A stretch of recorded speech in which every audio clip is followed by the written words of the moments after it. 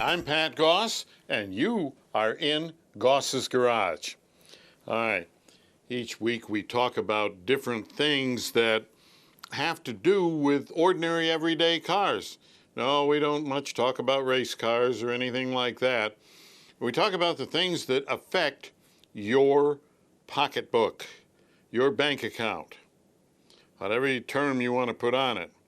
The things that can save you money if you keep your car for a long period of time. And remember that Goss's Garage is brought to you by Wynn's Automotive Products. All right, now, we want to talk a little bit about gasoline. You know, we take gasoline as something that, well, it's kind of detergent, it cleans things and so on. And we wonder lots of times why things inside the fuel system of our car get dirty. Well, as far as the engine goes, engines have changed dramatically over the last few years. There was a situation where we had fuel injectors that injected fuel directly onto the backs of the intake valves, and because valves turn as the engine runs, the fuel being sprayed onto the backs of the valves helped to keep them clean. Well, now, for better emissions and better performance and better fuel economy, we have what is called direct injection. It's high pressure direct injection. Now, it no longer squirts the fuel onto the backs of the intake valves. It's mounted in such a way that it injects the fuel directly into the cylinder when the cylinder is under compression. That's why we have to have high pressure direct injection. Okay, now that means that we're not getting any detergent action whatsoever on the backs of the intake valves. You say, well, okay, so what's the big deal? Well, the big deal is that all cars have a crankcase breather system, because down inside the crankcase with the oil and everything, we have fumes, and these fumes have to be eliminated, and that happens through the crankcase breather. We used to refer to it as the Pcv. It stood for positive crankcase ventilation, and it was just a little simple valve that was $5 or $6 and 3 or 4 minutes to install. Well, those systems for the most part are long gone. You see, crankcase ventilation systems have become sophisticated. They still do the same thing. I don't know why they had to be made more sophisticated, but engineers felt that that was necessary, I guess, to better control emissions or something. I don't know. It's above my pay grade. All right. So, anyway, these fumes from the crankcase around the oil, these fumes have to be taken out of the crankcase so that pressure doesn't build up in there. Because if pressure builds up in the crankcase, it can blow seals and gaskets out and cause the engine to burn oil and smoke and do all kinds of things. Now, the way this works is that vacuum, low pressure, it sucks these fumes out of the crankcase. You have a place where fresh air comes into the crankcase, circulates through, picks up the fumes, and then is drawn out through the crankcase ventilation system. Now, that crankcase ventilation system, it flows these fumes into the throttle body, where the air comes into the engine. Now, that throttle body, well, it picks up these fumes and all of the little droplets of oil and stuff like that that are in that fumy, nasty mess. As that goes into the engine, it passes over the intake valves.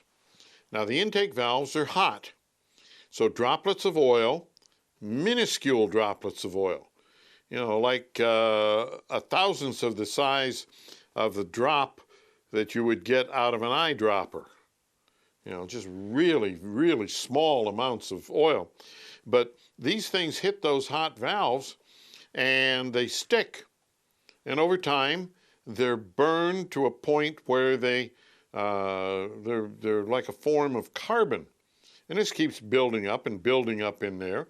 And without any gasoline hitting it to wash it off, well, it gets to the point where it affects performance because the deposits get so thick that they actually restrict the flow of air and fuel, or air and so on, into the engine. No fuel in this case. All right. So, what can we do to prevent things like this? Well, one of the things that we can do is to make sure that we use a fuel additive on a regular basis to help keep injectors clean and clean the tops of the pistons and things like that, the things that the gasoline does touch. But what about the things that the gasoline doesn't touch? The intake valves, for instance. Well, there is a process, the one that we use, of course, because Wins is our sponsor. We use Wins products. And there is a procedure where we can inject the chemicals that we need to clean the valves through the throttle body so that they pass over the intake valves and they clean the intake valves, clean those deposits away.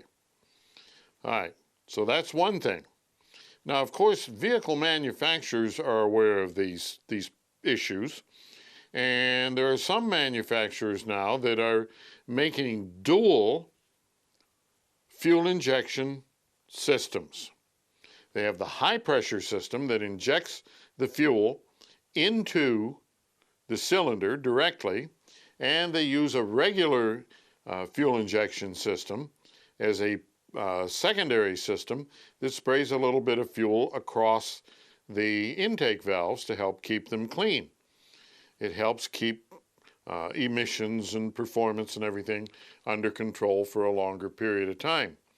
Now, any way we go about it, we should be using a fuel system additive on a regular basis.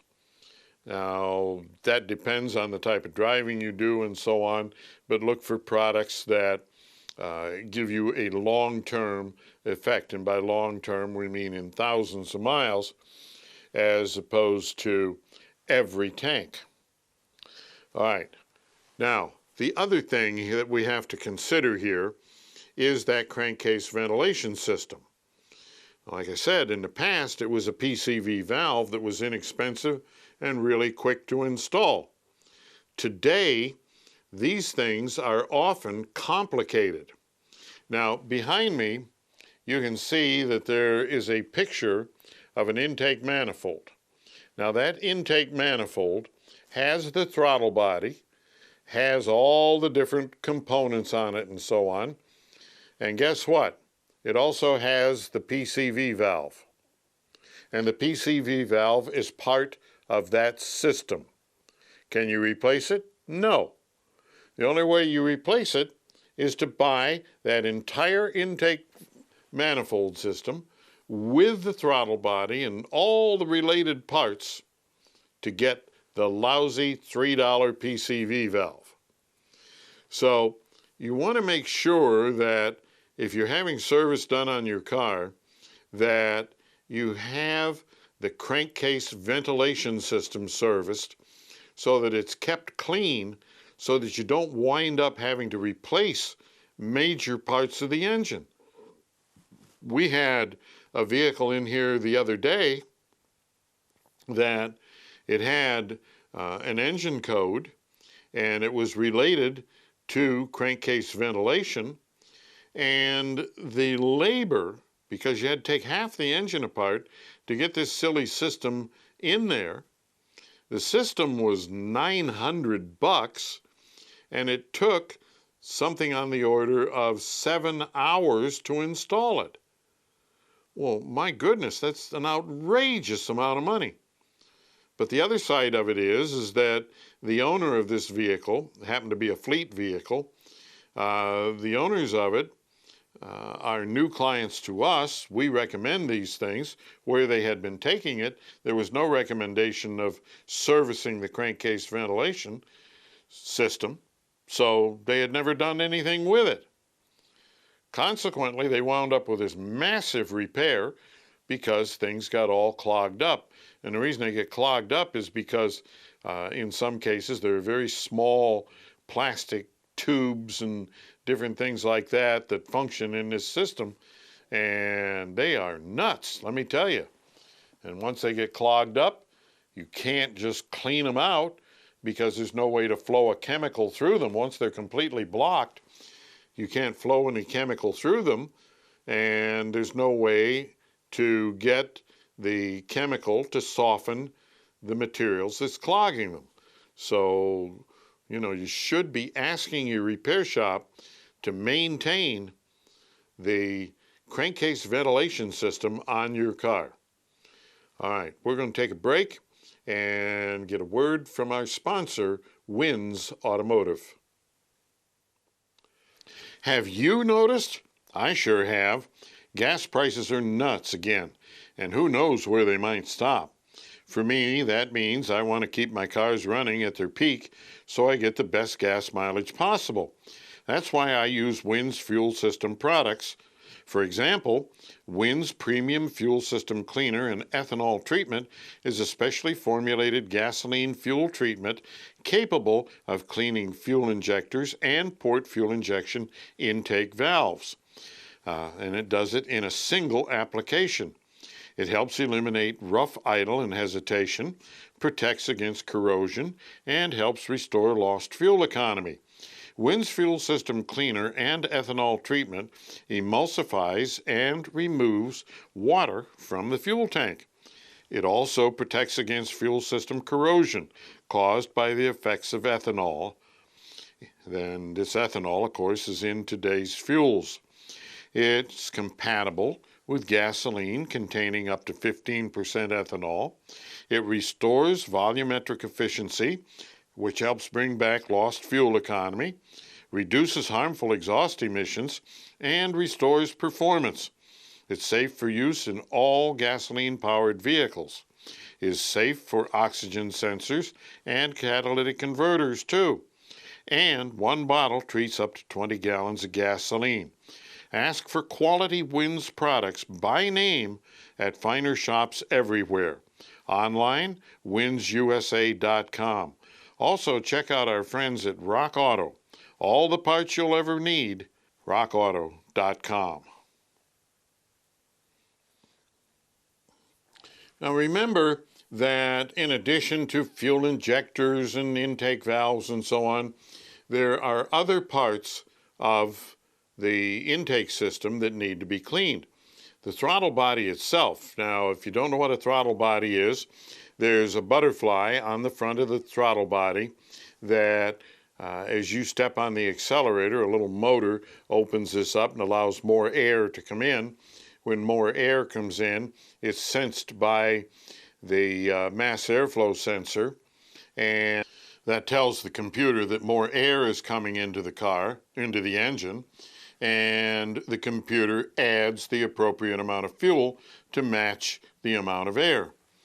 All right, well, that throttle body over time gets dirt that builds up around the throttle plate. And that may cause things like hesitation. It may cause the accelerator pedal to feel like it sticks. It may cause stalling at idle. And the reason is that at idle, there's a specific space around that throttle plate that allows air to come through. That's the base airflow.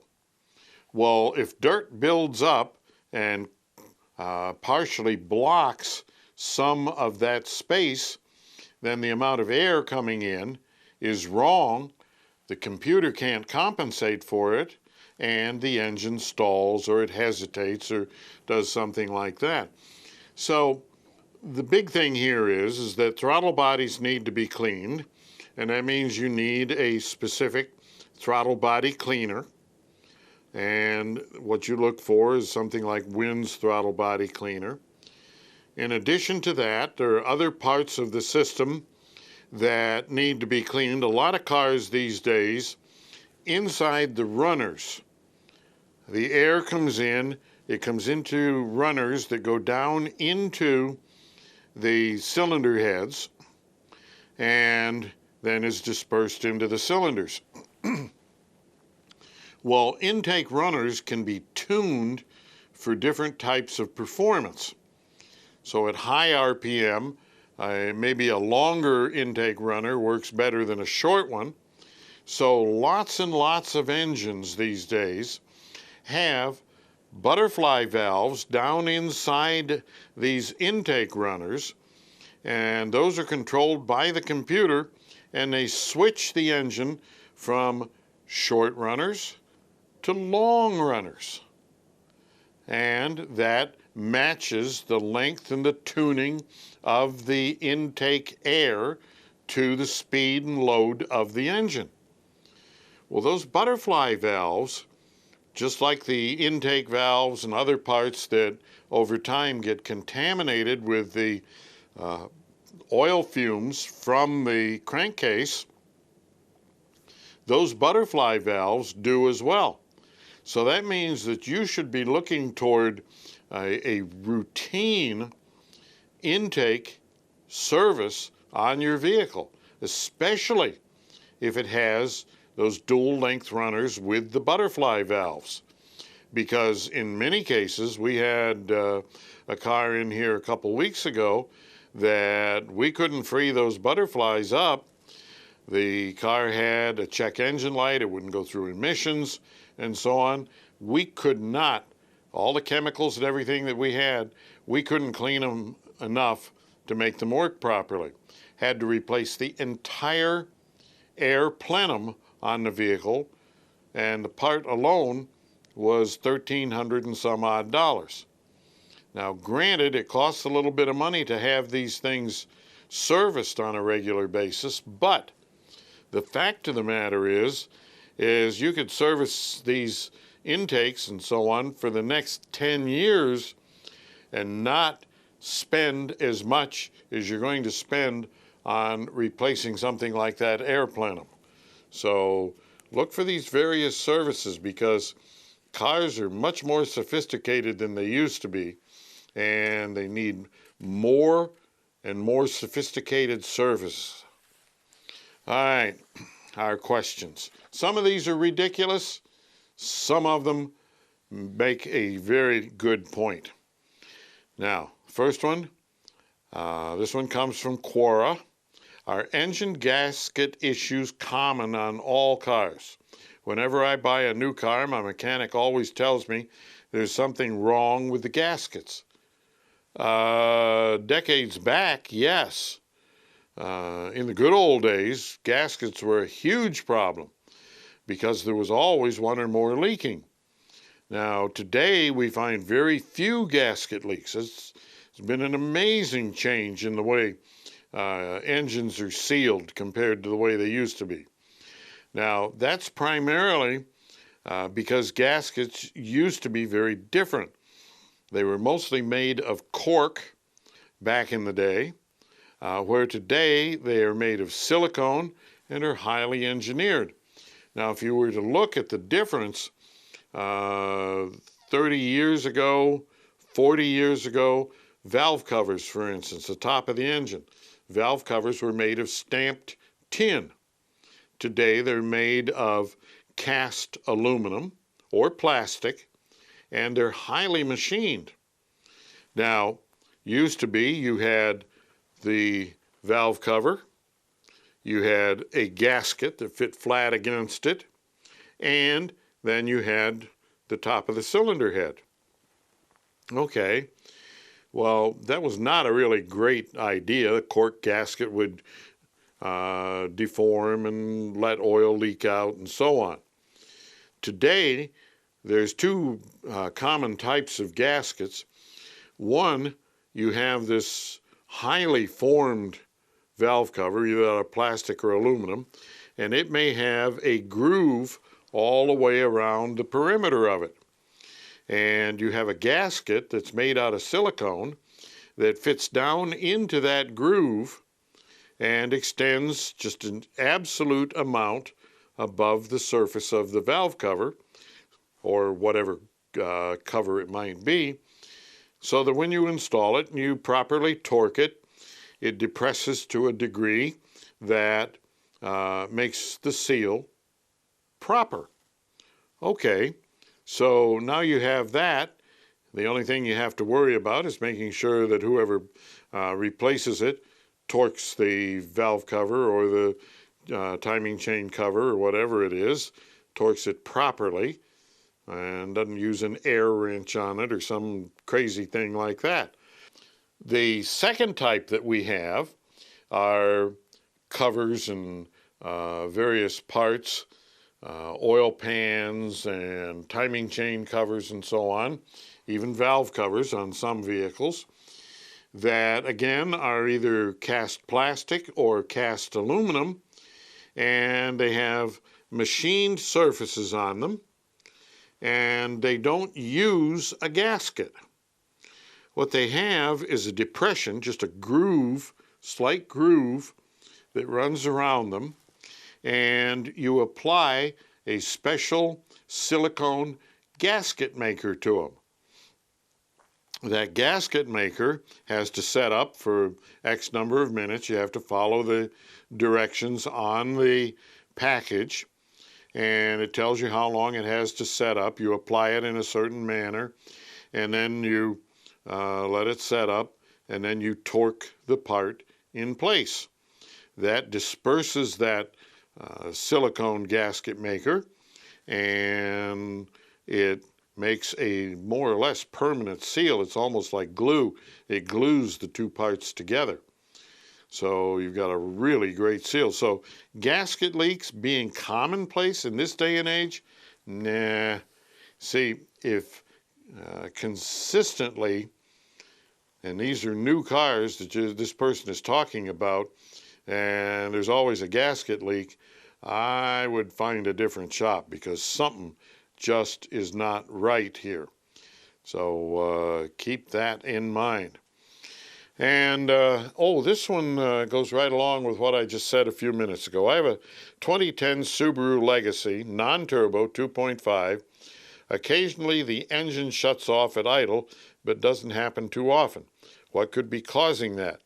It has difficulty starting up again, but it does start right after sometimes.